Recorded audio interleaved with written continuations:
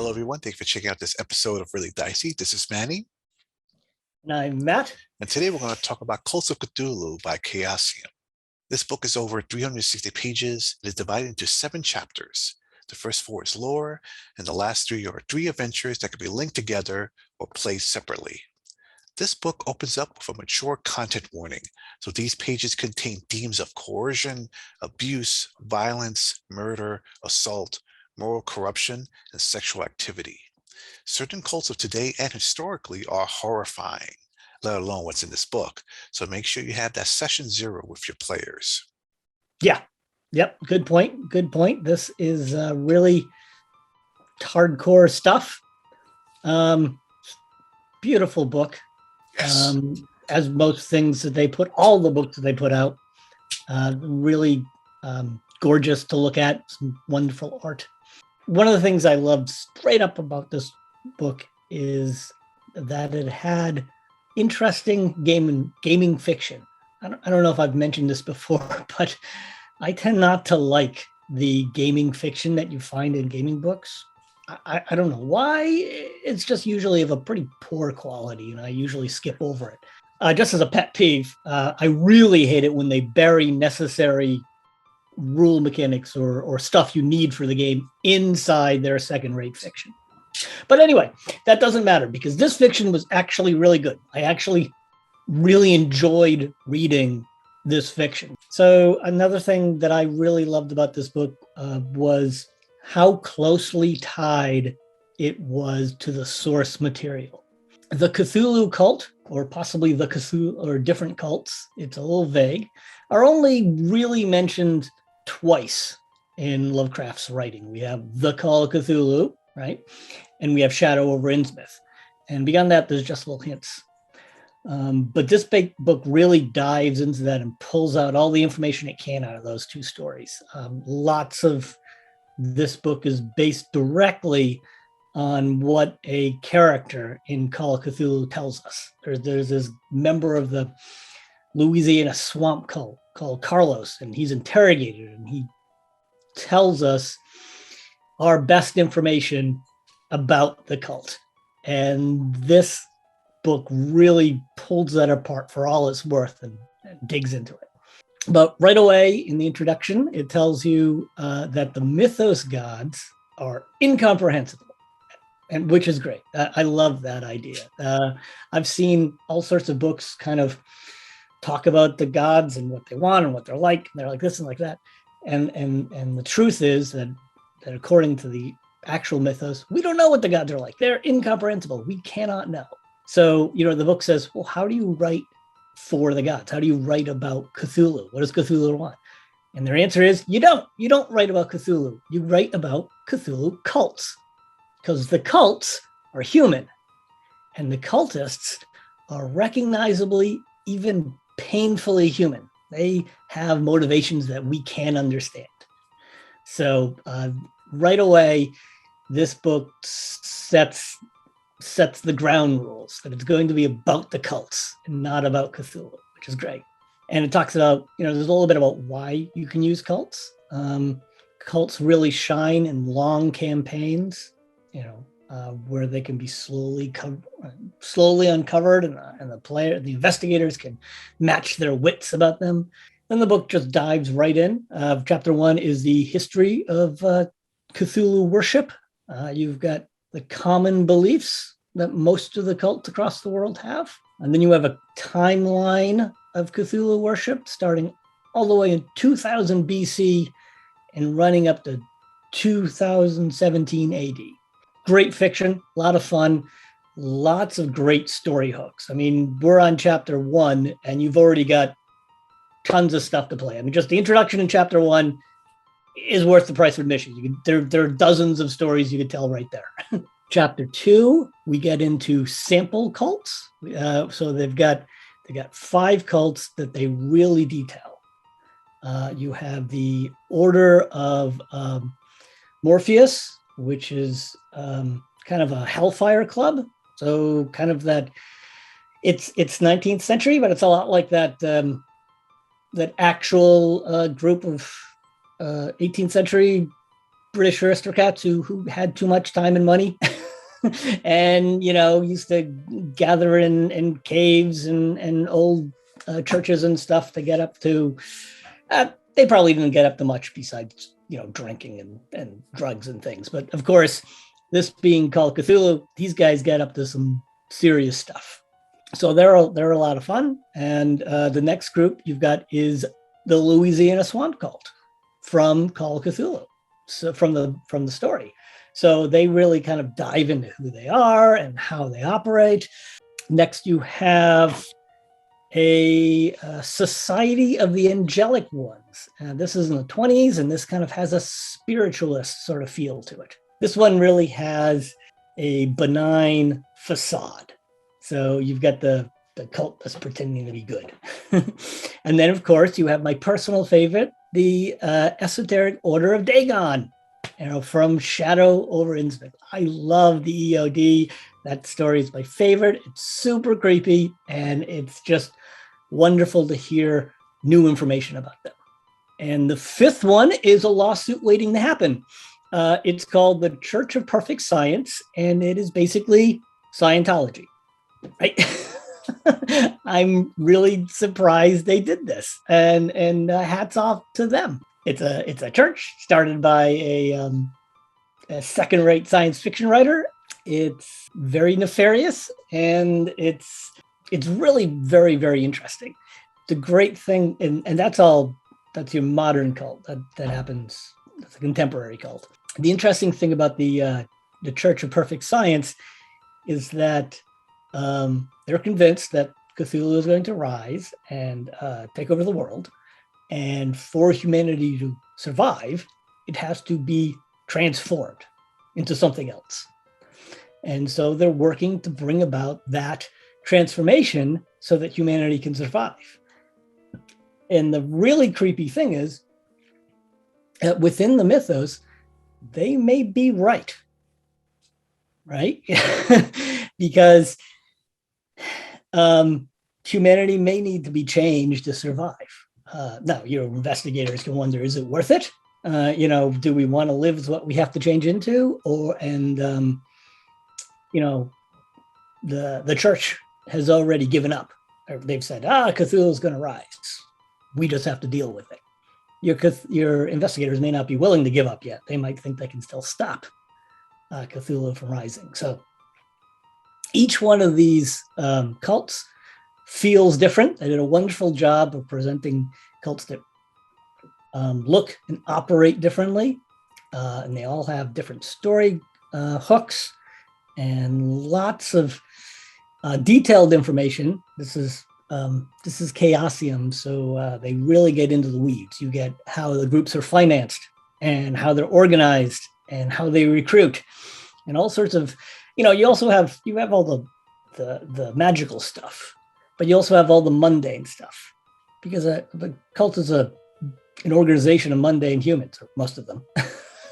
So that's really very interesting. That's a great chapter. Chapter 3 is how to do all this sort of stuff yourself. This is make your own cults, right? And it picks up right off what I was saying with the Church of Perfect Science. The cults are right.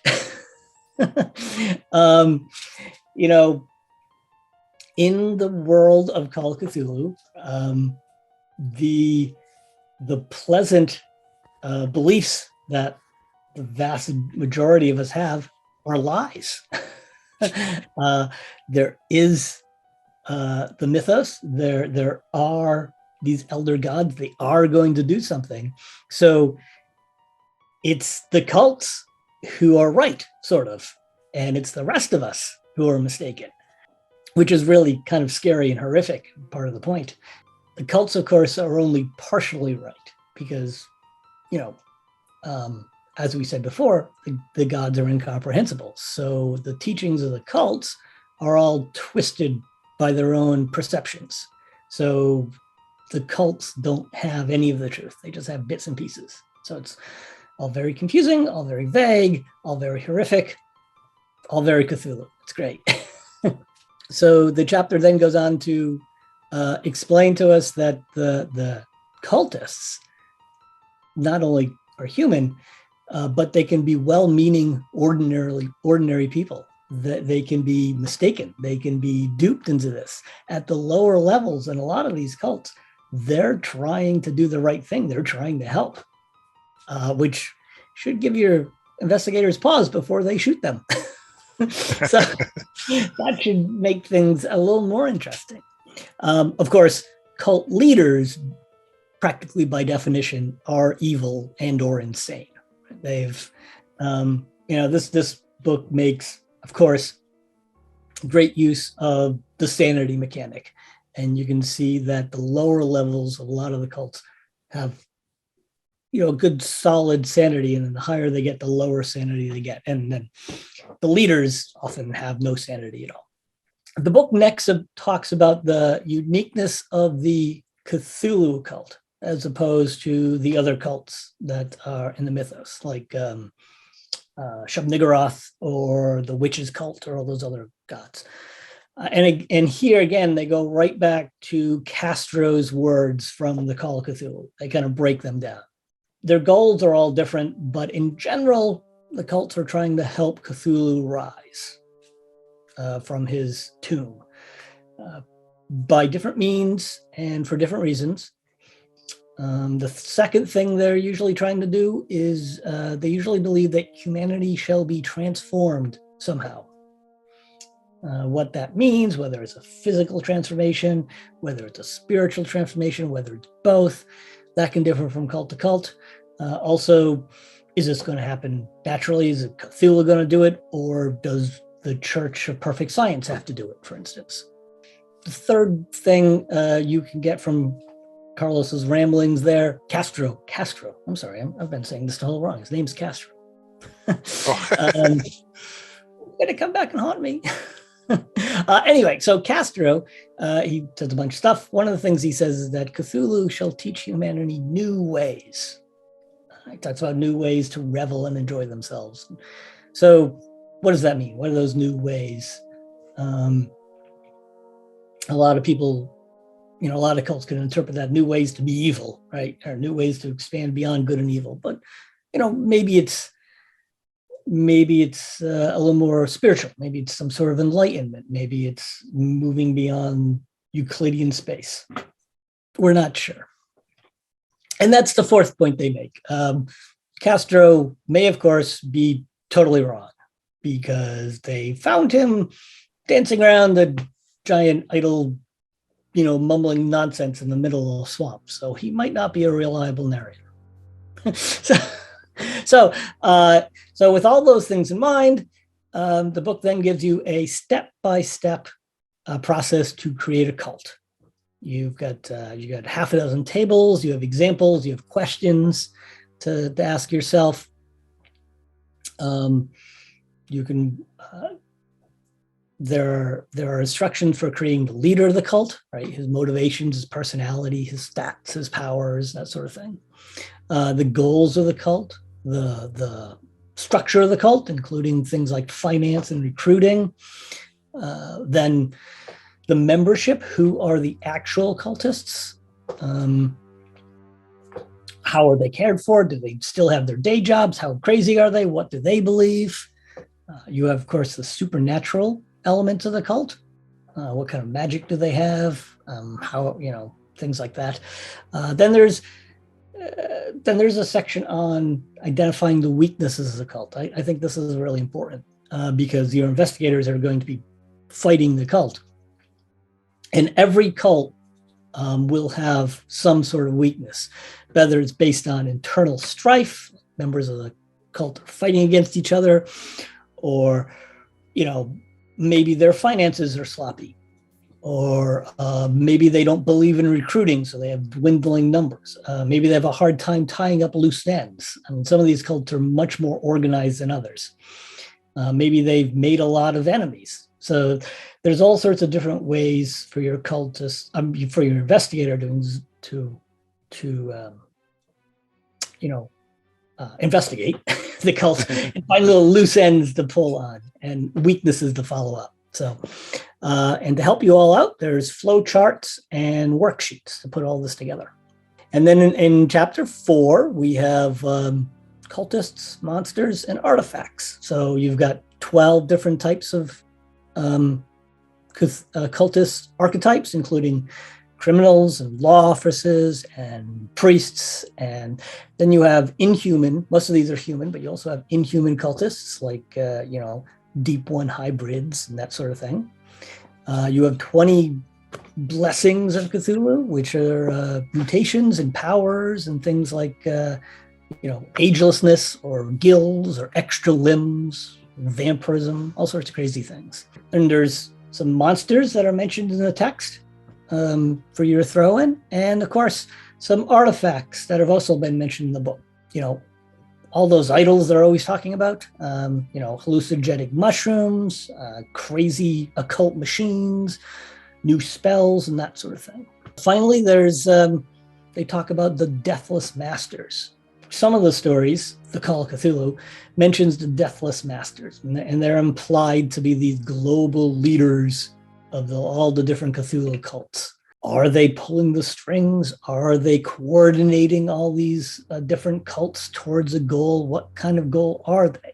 So the book mentions who they might be. They might be humans. They might not be humans. They give you some of their possible powers, some of their game stats. They're all kind of different samples are statted out for you.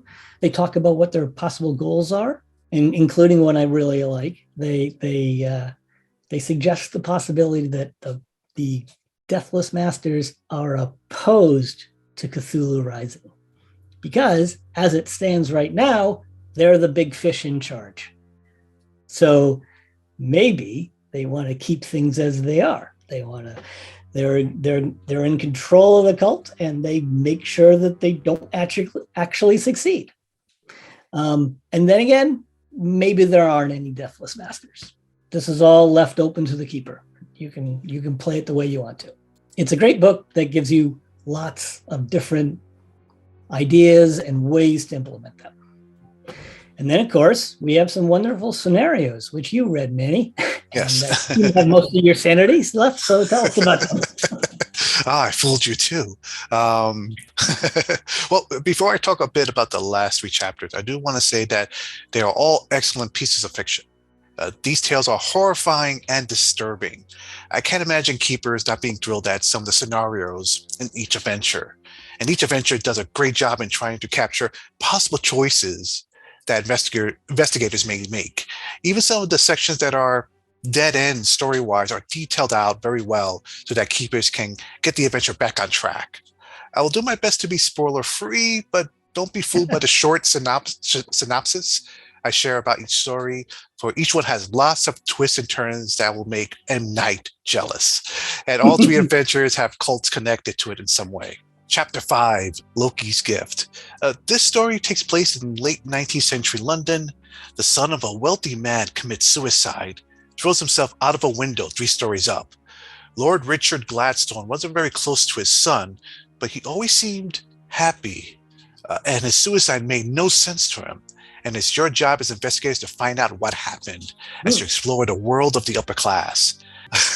I can't say no more, except if you like the themes of John Carpenter's In the Mouth of Madness, about where the line of art and insanity lie, then this will excite you. Chapter 6, Angel's Thirst. This story is the most adventurous of the 3, in my opinion. This adventure takes place in Los Angeles in the 1920s. Now, imagine this. Your investigators meet a young woman trying to find her father, a taxi driver who has disappeared. His taxi was found abandoned, and the police are too busy trying to deal with the mob to find him. But in her dream, she could see him telling her not to find him, that he is trapped in some strange city, and that monsters will get her if she doesn't forget him. And the plot gets deeper, and I'll leave it at that. Chapter 7, A God's Dream.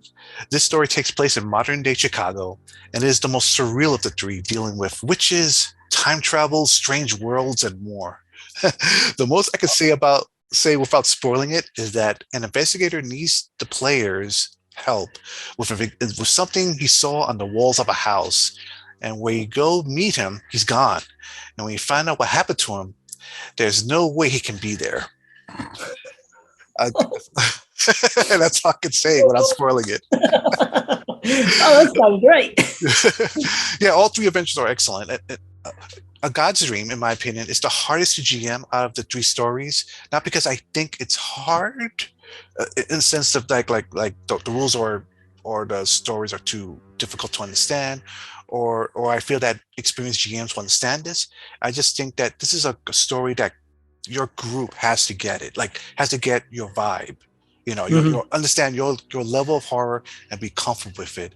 Because out of the three, in my opinion, this story creeped me out the most. And I can't say why. You're gonna have to read it yourself to find out why. What element I mean by that, but I can't say no more. Again, you can play each of these separately, but the adventures offers ways to keep them linked together if the keeper and their investigators prefer that. Again, all three adventures, excellent. It seems like each book they put out gets better and better story-wise. These were excellent. These were great. Excellent. No, I love this book. I love cults.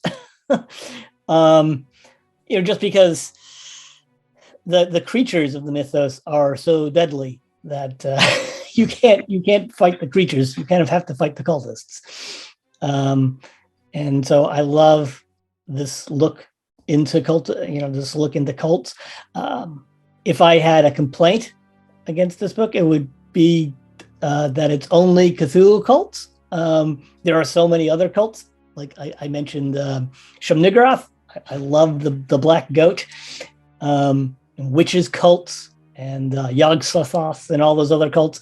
But maybe that's another book. And, I could hardly ask them to add 300 more pages. So I always felt that in Call of Cthulhu that, there's monsters in there. There's the gods. But it's the humans that work for them are the most scariest thing about the adventures. So I'm glad that this book is out there to help keepers kind of flesh out some of their adventure ideas. Yeah. Well, it's a great book. And if you're a keeper, you should definitely pick this one up. Yes. A big tentacle up. Well, everyone, thank you for watching. Let us know if you've read the book. Let us know what you think in the comments below. Stay safe out there. Have a good day.